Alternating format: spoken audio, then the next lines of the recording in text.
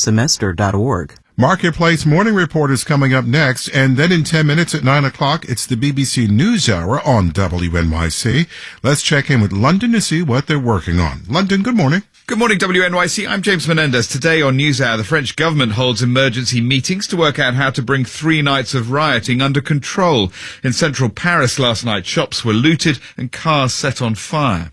Also, why isn't TikTok taking down videos denying the existence of man-made climate change? That's BBC NewsHour at 9 on WNYC. On last week's Wait, Don't Tell Me, actor Karen Allen revealed how Steven Spielberg cast her in Raiders of the Lost Ark. They said, how well can you spit? And I just found it coming out of my mouth. I said, I'm going to hawk him with the best. Hell yeah. I'm Peter Sagal. On this week's show, Jewish matchmaker Aliza Ben Shalom explains how to cast your life's co-star. Join us for the news quiz from NPR. Tomorrow morning at 11 on 93.9 FM and AM 820 WNYC. The Supreme Court is deciding the fate of student loan forgiveness. Marketplace Morning Report is supported by Amazon Business, helping provide a smarter, easier way to get the supplies businesses need to thrive. Amazon Business, your partner for smart business buying. And by Affinity, helping investors navigate the relationship economy with the CRM built for private capital markets. Affinity.co/marketplace. From Marketplace, I'm Sabri Benishore, in for David Brancaccio. Is the Biden administration's plan to forgive billions in student loan debt constitutional? The Supreme Court is expected to hand down its decision in 2 cases around that question later today. Marketplace's Nova Safo has more. The Biden administration's program would eliminate some or all of the student loan debt held by more than 40 million Americans, as much as $10,000 or even $20,000 per borrower. But during oral arguments in February for 2 cases challenging the program, a majority of the Supreme Court justices seemed to doubt claims that the executive branch has the authority to implement such a sweeping plan. Congress may need to offer express consent. There is a second issue the justices are considering, whether the plaintiffs in the 2 cases have standing. That means whether they've credibly shown that they'd suffer if the plan went into effect, and therefore have the right to sue.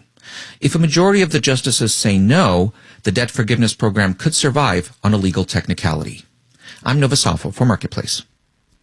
Now that colleges and universities can no longer consider race in admissions, the percentage of racial minorities enrolled in selective colleges is probably going to go down in the coming years, at least at first. That's what happened in states that previously eliminated affirmative action. So, following the Supreme Court's decision yesterday, schools that still want to have racially diverse student bodies may try other strategies. Marketplace's Stephanie Hughes has more. Since colleges can no longer legally consider what race applicants are, more schools may start considering what socioeconomic class they are. Brian Cook is Director of Higher Education Policy at the Urban Institute. So class-based affirmative action is essentially giving a significant weight to students who come from lower income households. The idea is that disproportionately, Black, Latino, and Indigenous populations tend to be lower income, and such a policy could lead to both economic and racial diversity. But Cook points out a lot of low-income students are also white. So that in and of itself doesn't guarantee that you're going to have a racially diverse group of students. Another possible strategy: get rid of or reduce legacy admissions, which give preference to the children of alumni. These applicants are more likely to be admitted at some highly selective colleges.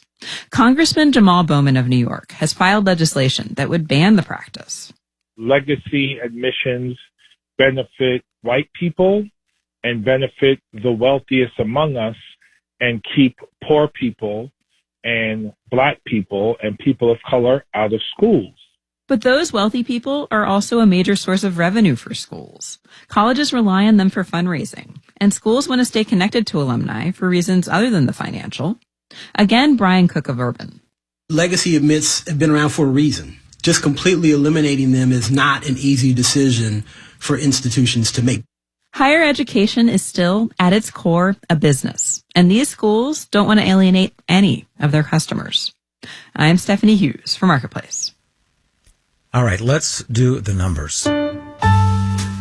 Dow, S&P, and NASDAQ futures are all up in the 4/10 to a full percent range, with the Dow futures up 154 points.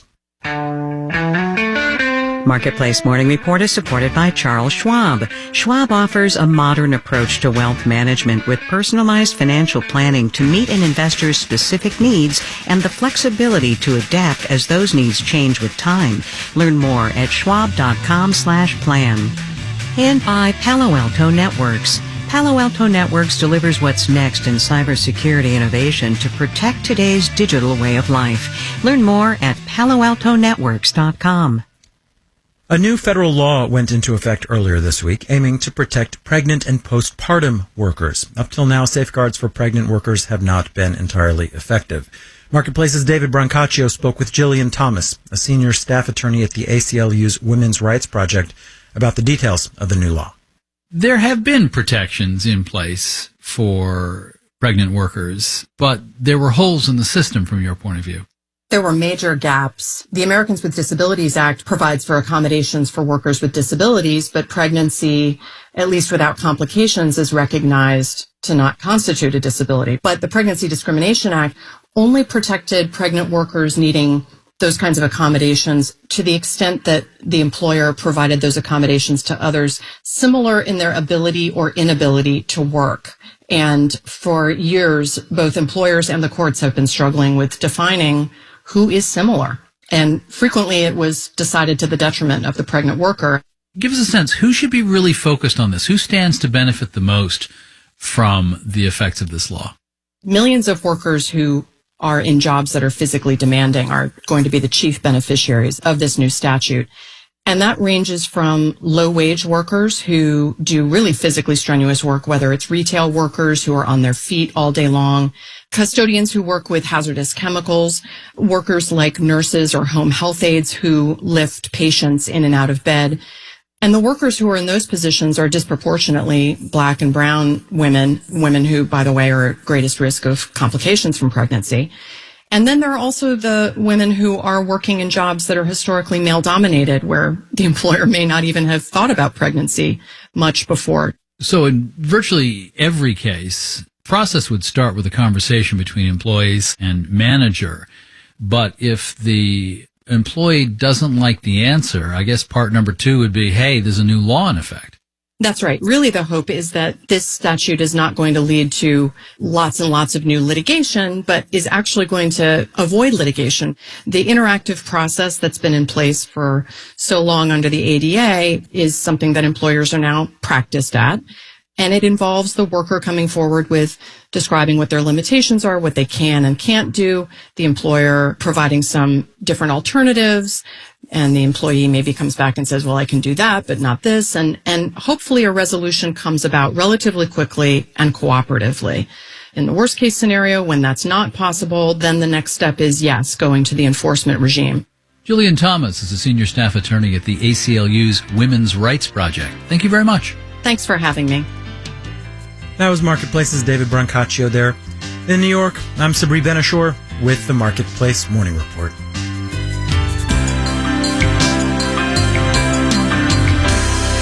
From APM, American Public Media. Support for WNYC comes from New York Presbyterian, where data scientists and doctors from Columbia and Weill Cornell Medicine are working together to one day help patients get a better prediction of their future health. Stay amazing, New York Presbyterian. Up next, the BBC NewsHour on WNYC.